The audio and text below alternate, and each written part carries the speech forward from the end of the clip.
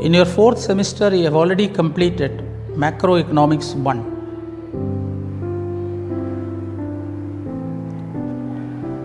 In this paper,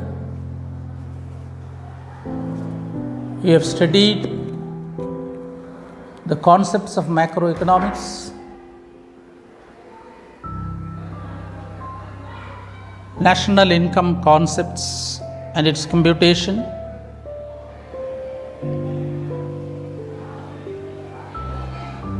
the classical macroeconomic system,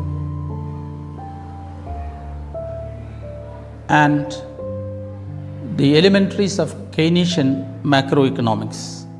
This semester, we have to study Macroeconomics 2. This is your 7th core paper.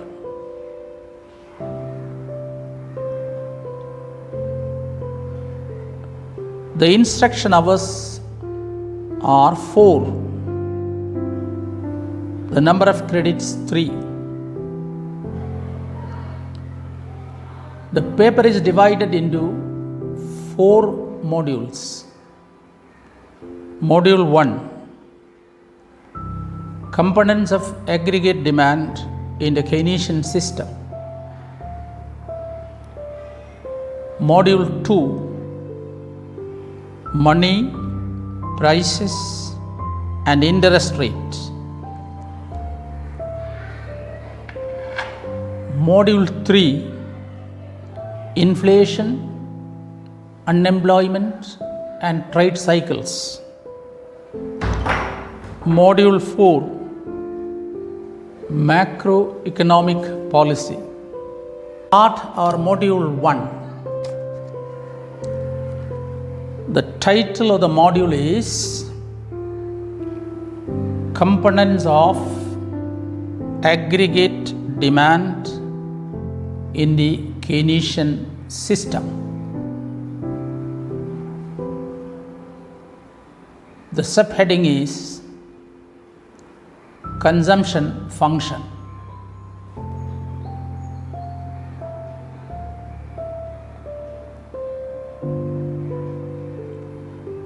In the Keynesian literature, you have already seen that aggregate demand depends on consumption and investment. The classicals have given importance to the supply side economics, but Keynes always stressed on the demand side. The major constituent of the aggregate demand is consumption. The consumption income relationship usually we call consumption function. So consumption function is defined as a functional relation between consumption and income.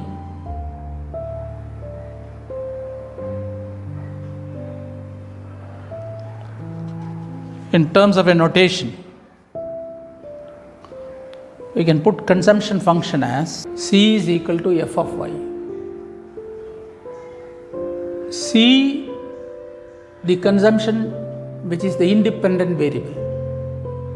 C is a function of y. C is the dependent variable.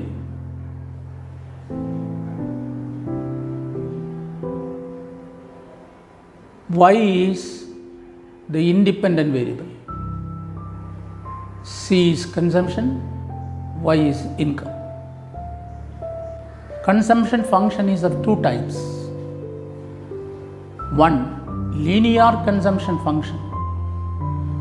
Number 2, non-linear consumption function.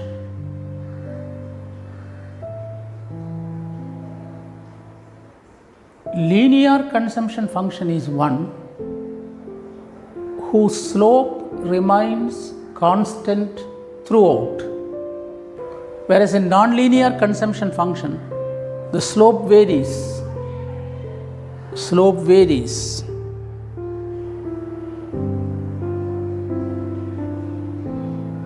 Subtitle: propensity to consume. Propensity to consume.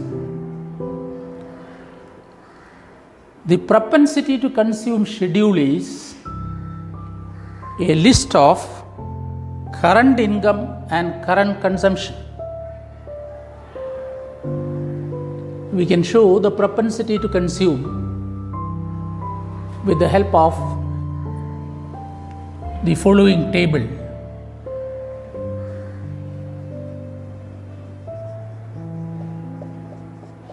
Current income, see in $1 billion.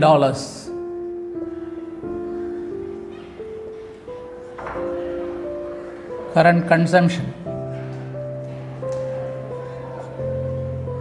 in $1 billion. Income is 0. Your consumption is 4. Income, imagine, rises to 10.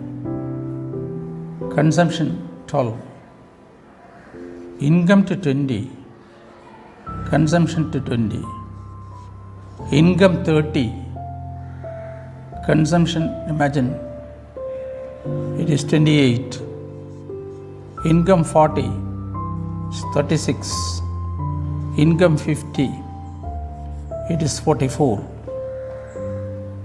The table shows that as the income increases, consumption also increases. The first income is 0. At this level, the consumption is 4. Even if income is 0, you must have some minimum consumption. You must have some food, clothing, etc. So that consumption which is quite independent of income, that is the consumption for our subsistence, we call autonomous consumption.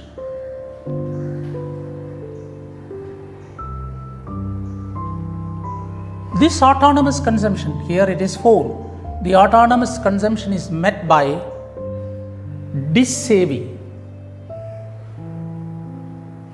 Dissaving means the past savings used for present consumption.